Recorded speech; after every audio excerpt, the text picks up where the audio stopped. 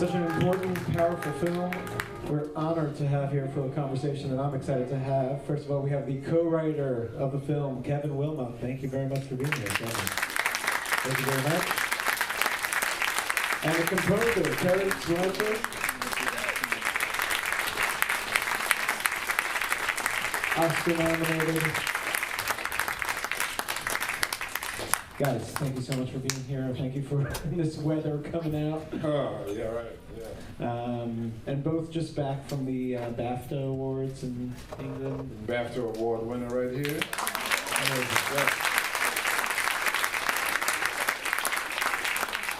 I have to start with the end, just because, I mean, it is so powerful. It's such a decision to end, you know, a pretty great narrative, and then to say, wait a minute, I'm going into some real footage here. You know, not saying.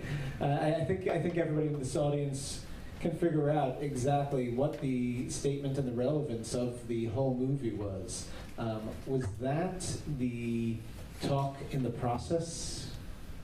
Was there, in this process, were you, in some ways, and I know you were working on this even before Virginia and before everything else that we've been seeing here, but tell me a little bit about where that message at the end was within the process. Well, from the very beginning, Spike said that he wanted to really, he didn't want it to be a period piece. He wanted it to really relate to today. And of course, we had no idea Charlottesville would ever happen. So we were always just looking for ways to really connect it to today, you know, to kind of make you see that this is not just some old crazy story from the 70s, that this is really kind of still very relevant today. And you know, the last few years, obviously, 2 years specifically, you know, it's just become more and more and more. And you know, hate has gotten this message that they don't have to hide anymore. And you know, I call the guy in office, I call him the, well, let me just say it like this. You know, when Obama was elected, it was like in the ghetto when you turn the light on and all the roaches going high. And now you have the roach whisperer, and he's come out and he's told all the roaches to come on outside. And so you've got this, you know, this kind of amazing thing. So what happened was, you know, the last shot was supposed to be the scene where they're going down the hallway, and you see the burning cross in the distance, and that was supposed to kind of say, and the problem continues. And then Charlottesville just said in such a profound, sad, and tragic way, here it is. Well, talking about that, tell them about the targets. Yeah, so, you know, the scene where they're the target shooting scene, I found that online a few years ago. So that's not an old thing, that's a new thing. And it's called the running nigger target. And those are sold online still today. And so, you know, they were just, you know, we just looked for all the things that, you know, America First, as some of you may know, that was the slogan in the 1930s. The American Nazi Party had the big rally at Madison Square Garden. And so, you know, that was just, you know, it's just out there. It's just out there right now. And so we just try to weave it in the story that, about hate, you know, that kind of let it be revealed. So let me ask you this, since we're talking politics here. What has changed? How is what we're seeing in Charlottesville, what we're seeing around America? It's not, that was just one case. How has this, we get a little bit of an inside look into the KKK here of the 1970s. How is it different today? Well, I think the most obvious thing is what Kevin said. I think one of the things that's changed is that they're not the majority of the population. You know, that's a great thing. But they've become more vocal and outspoken in their hate, you know. And you look at the rally that just happened in Texas, where a BBC reporter was attacked by someone, and to me, there's a fervor of just insanity that's running rampant in the country. And the thing that I just find infuriating is that this guy just constantly pushes these buttons just to serve his own ego, you know, because at the same time that that's happening right now, a lot of these people are starting to see, and it's going to really continue until April 15th, that they're paying more taxes than they've ever paid before. You know, that's starting to happen. But nobody could convince them that that tax bill was not meant for them. They're starting to see it now. And even with seeing that, there still hasn't been this huge backlash that this guy should receive. So it's an interesting time that we're living in because facts really don't matter. You know, I still go back to the term alternative facts. That's the most amazing thing anybody could say in public. You know what I mean?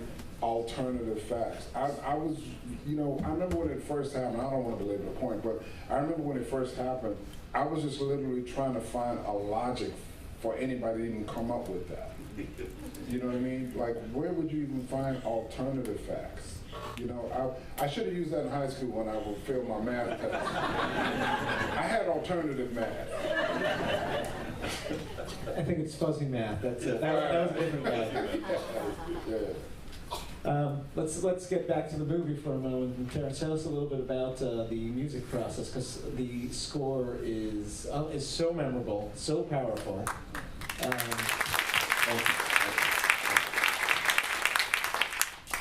Was there a certain tone that was in mind? Yeah, well, I mean, when reading the scripts, you know, it's always a tricky thing because when you read a script, you create your own movie in your mind. And I always have to be careful of that. But when I got the first cut to this film, and I laughed because it took me back to my own childhood. You know, I remember wanting that leather jacket that John David had on the first scene. You know, and I remember like having my afro. But you know, my hair was so thin, bro, if a strong wind came, and I wouldn't notice it until I got to a window and I was like, oh man, that's not cool. You know, bell-bottom jeans. I remember all of that stuff. So, but what it took me back to was, you know, we don't realize it now, but back in the 70s, man, whenever you heard the national anthem performed, it was always performed either in a very operatic fashion or a very pristine, clean tone. And I remember hearing Jimi Hendrix's version of playing the national anthem at Woodstock, right? And man, I thought that was just probably one of the most revolutionary things I ever heard at that time, because I thought it was brave. I'm like, you don't mess with the national anthem. And this guy played it, but he played it beautifully, right? Just with that tone. And to me, what I took from it as an older musician is that he was screaming to the world, we're all Americans, we all have sacrificed and died and fought for this country, just like everybody else, and we deserve to have equal protection under the law, right? So, Spike, all of his movies, man, and obviously this one, he deals with humanity and how we need to celebrate our differences and not squabble and be dealing with a lot of BS. So I thought that that sound would be the perfect sound for this film, you know, and there was a couple of things that I tried to do. I tried to write, I don't want to talk totally just music terms, but I tried to write the harmony for Ron's theme in such a way that it had a certain type of power to it, you know, and then combine that with the electric guitar. I thought it would be the perfect backdrop for what's going on in Colorado Springs. I mean, for me, you know, to have a story about the KKK in Colorado Springs was an insane idea to begin with, you know, because we always associate that hate with being in the South, you know. But to see this rookie cop put himself in that situation to try to put his life on the line, you know, to break up such a hate group, I think was a very powerful thing. So I wanted the music to reflect that as best as possible. Beautiful job. Going back to the story a little bit, based on, of course, true story, book, so there's a lot of reality that you had to work with there. Where did you kind of feel you steered away from reality in the strongest ways? Sure. Well, you know, all the crazy stuff is true. So that's what's so great about the film, right? Is that all the stuff you go, that couldn't have happened. That happened. You know, the thing with the membership card. Ron still has that. Yeah, I saw it. Still got the membership. But when he put the two They took the guy together, they took a photograph that actually happened. So so that was kind of the easy part, because that stuff is so rich and good. I think the challenge was to make you believe it, even though it was true. It's like you have to kind of believe it, right? So the big challenge though was the third act, and Ron was such a good policeman that they stopped them from having success. And the actual plan was to blow up a gay nightclub in Colorado Springs. And so we kind of took that, and we had to, we had made so many other changes. I mean, Ron didn't have a girlfriend, so we kind of, but the Black Student Union was really important at Colorado Springs, so we kind of created that and brought a girlfriend, Patrice, out of that idea. And so the last thing, when they stopped the bomb, we had to manufacture all of that. But up until then, I mean, he was on the phone with David Duke, he was on the phone with the Klan guys. All those are pretty much real conversations he did have. The thing where he said, Are you sure? Are you sure? Yeah. That's true. He actually said that. Are you sure? So that was the big one. And of course, and this is actually something that it's important for me to discuss here at the JCC. Of course, throw into all of that his fellow cop is Jewish too. Playing, so you have Adam Driver's character who's going undercover. Is probably the one guy in the force who's Jewish. I don't know how many Jewish cops they had in Colorado Springs. And a fascinating character at that, because he's somebody who doesn't have a deep connection. He's suddenly, this is actually the first time in his life that he probably is Jewish, when he's going undercover as a KKK person. Can you talk to that a little bit? Yeah, Both of you, I'd love to hear. Well, the real policeman was not Jewish, but the first two writers brought that idea into the script, and Spike and I really liked it. And what we did, we added the whole thing that he's passing, that he had kind of lost his Jewish self. And one of the things that I've experienced, and I think most people, racial or ethnic group has experienced, their white friends, they always want to give you honorary whiteness. It's like, I don't even think of you as black, and you're supposed to go, thanks a lot, that's the best thing you could ever, and so that's what people have been doing to Flip's character, Adam Driver's character, and they had kind of, so over the years, what happens when your friends do that to you, you kind of, if you don't come out and say, oh no, actually I'm Jewish, or actually, no, I like being black, and I want you to think of me as black. You kind of lose yourself. And so this moment where he had to confront such insane anti-Semitism made him have to finally come to terms with himself. And I related that, to just my own experience, and my kids have the experience, and I just have seen so many people have the experience. We were talking about this the other day at the WGA, and there was a Chinese kid that came up to me and talked about how he has experienced that. And so I think we all kind of experience it in different ways, but it really kind of allowed the Adam Driver character, his art, to really be that he found his Jewish self again, and that he found the pride in being Jewish again, and why it was important, and confronting hate will do that for you. And I love the idea of Adam's character, because it brought out the whole idea of that it's not just black and white. It's really hatred of the other, no matter what that is, and how ignorant that is, and it also highlighted the fact, like Kevin was saying, because I have friends who are Jewish who've told me, that they are not necessarily following their faith the way they should, or the way they feel that they should. And when I saw this character struggle with that issue, to me that made the film very real, because that's a real thing. that a lot of people have dealt with, like, you know, growing up a Christian.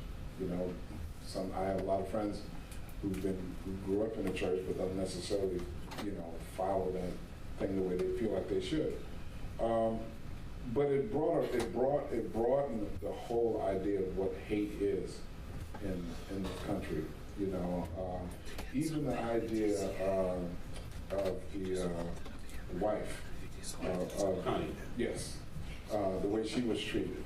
You know what I mean? And she's an eager beaver to be a part of the whole hate, you know, movement, right? And they even shunned her away. They only used her when needed.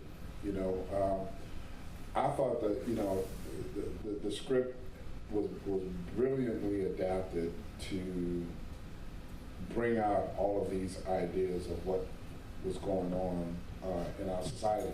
The crazy part about it is when we talk about the ending, I think what's startling for everybody is that you watch this movie and it takes place in the 70s and you kind of like think while you're watching the film, okay, that was them.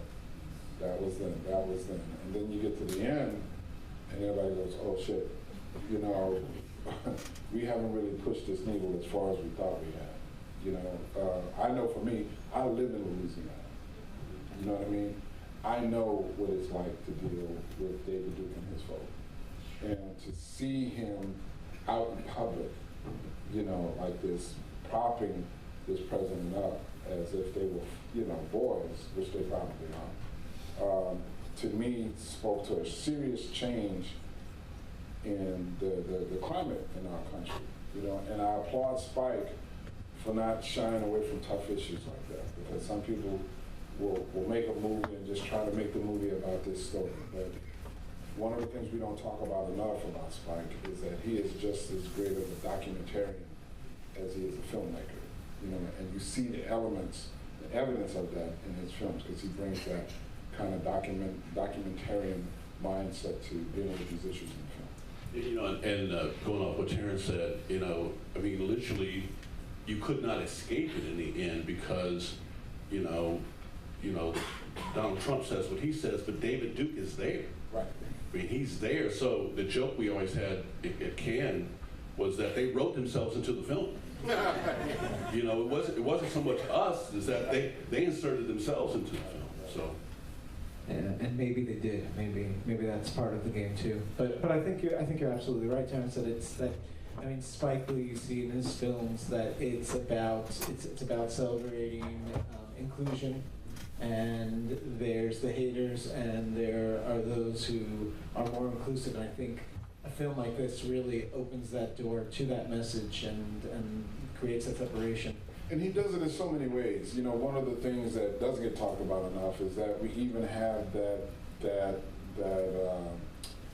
notion of separation within the black community. And one of the things that he does so brilliantly in this film is when he has the montages of black faces, all different types of beauty, you know, within the African American community. He's making a huge statement there that I don't think a lot of people picked up on. But we all want to talk about the most obvious, the elephant in the room, you know, with the KKK. But that to me was I love that, you know, because growing up in New Orleans, you know, listen, I grew up with that whole notion of the paper bag thing and all of that kind of stuff. And Explain that. People don't know. oh, okay. Well, you know, the paper bag thing was that if you were darker than the shade of the paper bag, you weren't allowed to have access to certain things that people who were lighter than the paper bag would have. You know, and that was a real thing. You know, as a matter of fact, early on in my career, I don't even know how to talk about this, but early on in my career, when I was struggling in my career, somebody said that I was struggling because I was darker than the paper bag. And I never thought about it, but I thought, well, I kind of look exactly like a paper bag. So where's the line, actually? And what kind of paper? And you know, we use plastic these days. Paper at least is recycled. I would love to take some questions from the audience and bring you into this important conversation. Right down here, we'll pass the microphone around. The choice for the opening of the film with Alec Baldwin, what was the sort of conversation around that, and at what point did that join the film, sort of as the end became more obvious as Sure. well? Well, that was originally going to be like a title sequence, the Gone with the Wind, and then Alec Baldwin scene, and the idea was that, you know, in the 60s, late 50s, there were, you know, the John Birch Society, and there were all these kind of far right-wing, clannish, neo-Nazi type groups, and they would make those films, and they would kind of circulate them, and so we were parodying one of those kind of films, and kind of having fun with it, obviously, but what I did was I took one of those films and I took pretty much verbatim what they said in it. And the combination of having that following the Gone with the Wind sequence was kind of, you know, ends up kind of setting up kind of what the movie is about in a way. Because, you know, Gone with the Wind, I always call it, I teach at the University of Kansas, I always call Gone with the Wind Birth of a Nation Light. And so the Klan rally and the Klan lynching is off screen in Gone with the Wind. You don't see. They talk about it. You gotta watch it. I watched that movie like 800 times, and then I said, "Oh my God!" They talk. If you look on the DVD, it's called the Lumber Mill, and it's about, you know, when Scarlett is in Reconstruction and she's in charge of the lumber mill, and Ashley and her husband Kennedy are these weak, kind of emasculated white men in the South now, and they kind of regain their authority by lynching this guy that attacked Scarlett on the road. There's a dark white man and a black man that attacked Scarlett on the road, and then Kennedy, it's amazing. Kennedy goes, "I'm going to a political meeting," and he sticks a gun right down in front of his pants, and walks out the door. And so, what kind of political meeting would a guy be going to after his wife has just been attacked by a Trump rally?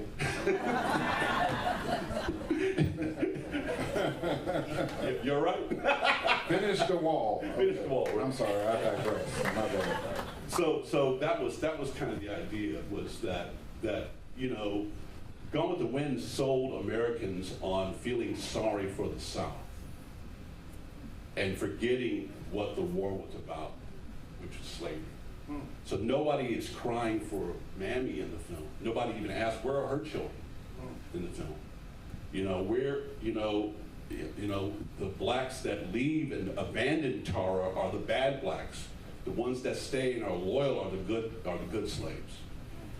So, you know, we all kind of grew up with those images and seeing those kind of stories kind of told to us, and so, it's kind of a deconstruction of all of that.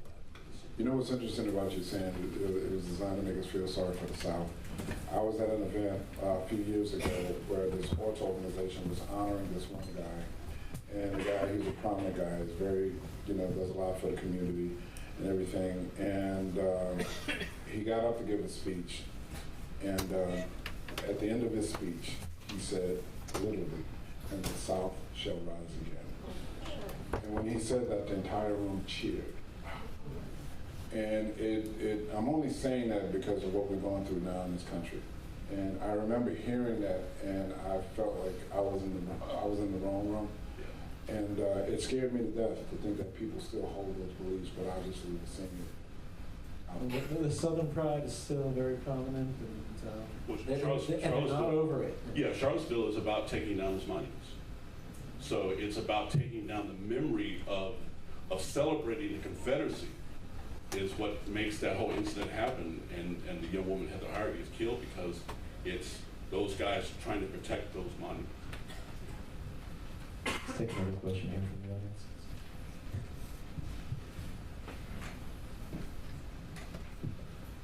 I have so many questions. I have to limit it, but it was amazing.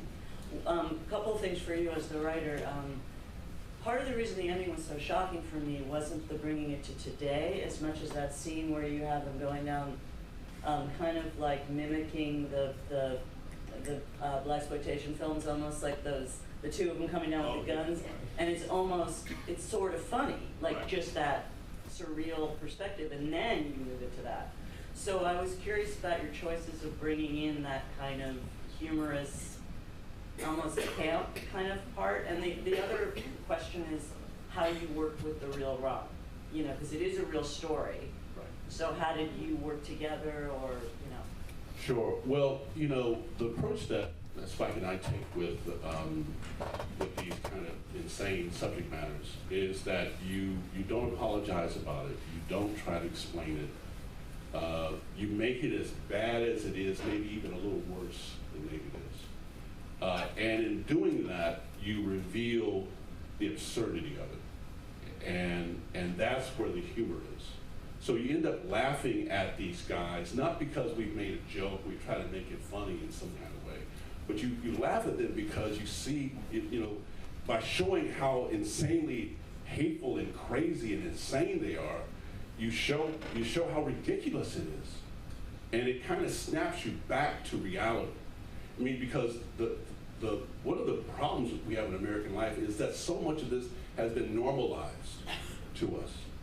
And so when you try to explain it to the audience, you try to make it more comfortable for them to experience it, that's where the error, in my opinion, that's where the error is. And it's only when you kind of show how extreme it is that it snaps you back to like, oh, that's what that is. And it's kind of scary and kind of funny. And that discomfort that you feel is what we want you to feel. We should be uncomfortable about it. And kind of I argue that's kind of American salvation is discomfort. You know, if the more uncomfortable we become as Americans and are able to kind of deal with these images and this history and all the things that we're talking about, the better off we are. And it's the opposite when we become comfortable. That's when, you know, they have rallies in Charlottesville.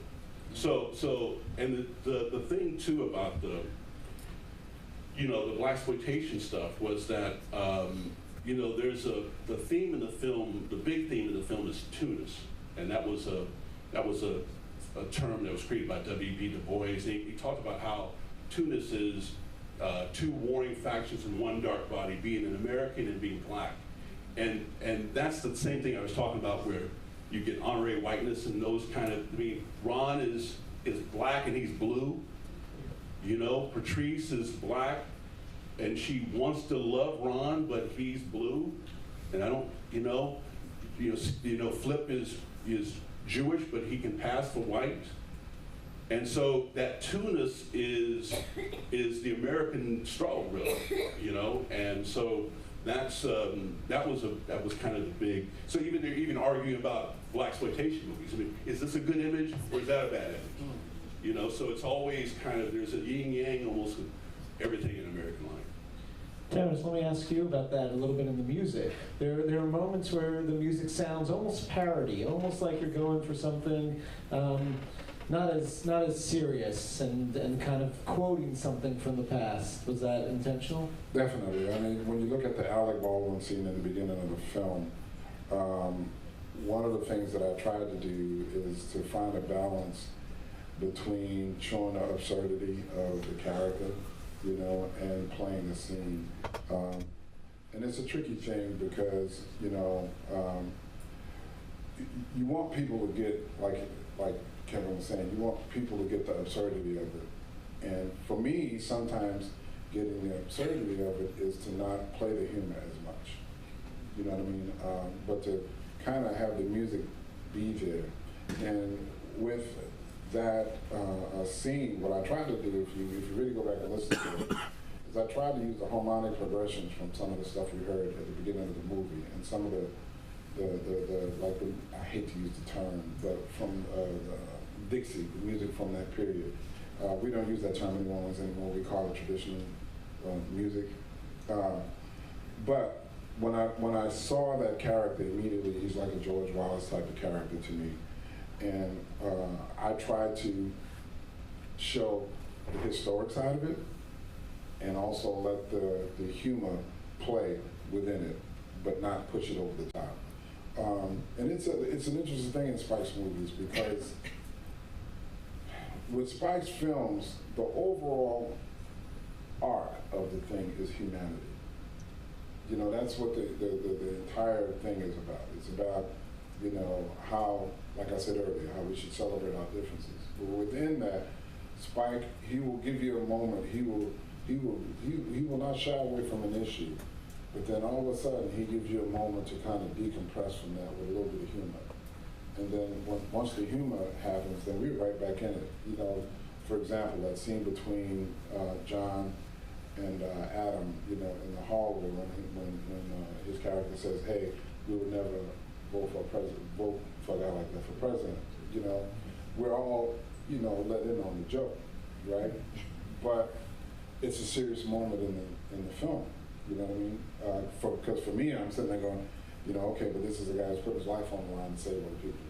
You know, and what I tried to do there is not play the humor at all, because it's obvious. You know, just let the actors do their thing, because they have great performances. They don't need any help from me. You know, but in doing that, it deals with what he's talking about, both sides of the issue. You know, because man, when I first got in this business, you know, I would look at something like that and I was like, oh, it's my responsibility to play the humor. No, it's not. It's not. My responsibility is to help Spike tell the story in the best way possible. And the thing that we would always talk about in telling the stories is the seriousness of what it is we're putting on screen. So that would be my focus, is to try to stay with that more so than all of the other little things that happen in between. Yeah, let's take one last question here, and she's got her hand back. Let's see.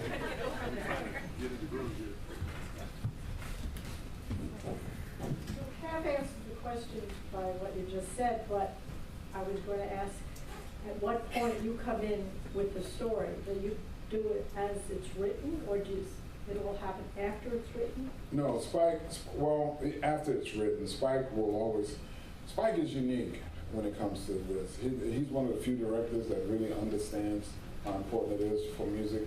Most directors go to film school. It's one of the reasons why he teaches now, because he told me when he went to film school, they only dealt with scoring for a week, you know? And I'm like, really? I could tell. some of the other guys I work with. But the thing that I like about Spike is that he's always cognizant of that and how important music is to a film. So he'll send me the script, and I'll get the script, and I'll know the story. And as they start to shoot, depending on, we didn't do it this time because the schedule was so tight. We were trying to get everything done so we could get the film ready for Cannes. But like when we did Miracle at St. Anna, they were in Italy shooting, and he would send me still photos, and sometimes he would send me clips, so I could see and get a taste and feel for what the film is like. And then once he gets a cut, they get the cut down. He flies me here to New York, man, and we sit down with the film. We go through it scene by scene, and we'll start to figure out where music is needed, where music isn't needed, you know. But with this film, like I said, the schedule was so tight, I didn't realize that Spike and myself saw the first cut together. That normally doesn't happen. Normally he'll see it and then he'll make revisions. But we've been working together for so long, you know, we don't really need to talk much about it, you know. I think most of our conversations are centered around what we haven't done yet, you know. And when it came time to do this film, first thing he said was he wanted to have an R&B band inside of the orchestra, which was great for me because I have an electric band that I've been playing with. And I came up with the idea of the electric guitar. And I know with Spike, he doesn't like underscoring. He doesn't like the atmospheric music. He doesn't like music that kind of shifts when a door slams or anything like that. He likes very melodic music, which has always been a thing for me to kind of struggle with in terms of like putting music up against dialogue that has important information that this guy probably has written. You know what I mean? But it's allowed us to develop a style of making films that is distinctly a Spike vision. You know, with all of these accolades that have been coming our way, you know, lately, one of the things that Barry and Spike and myself realized, we've been working together for 30 years, you know, and the cool thing about it that I've been telling everybody, and now he's been part of the family for a few years too, all of these dudes love making movies. They love it. I mean, like, they have a serious passion for it. and they put their egos aside to make these stories, you know, and people, and I know he can attest to this, people have this notion that Spike is like a taskmaster. He is he's totally the opposite. Spike is a dude, like, if you have something to offer and bring to the process, you know, he gives you a bunch of room to do it. And one of the things I always tell people, you know, when a guy like that has that type of vision, trusts you that much to give you that kind of room to create, man, you work your ass off because you don't want to ever lose, you know, let this guy down. You know, and the crazy part about it for me is that when I get the film, these dudes are finished. And it's funny because I always laugh at, you know, composers, we get together, we have like therapy sessions and shit. and we laugh about it because, you know, there's a serious level of anxiety that occurs when you see the film for the first time. Because when you see it for the first time, you go, oh shit, everybody did their job. The writing is like amazing, the acting is amazing, the editing is amazing, the lighting is amazing, and then they go, here. And you don't want to be that weak link in the chain. You know, but the first time you watch it, Hans Zimmer talked about this, the first time you watch it, you go, man, I don't know, what the hell is this? But when you relax, you know, and you allow the film to speak to you, it tells you what the film means, you know, and we've gotten to the point now where we don't have to have a lot of conversations, but I know what he likes and I know what he wants. Guys, I want to thank you so much. It's been a very, I just wanted to prove the thing that the drama and the message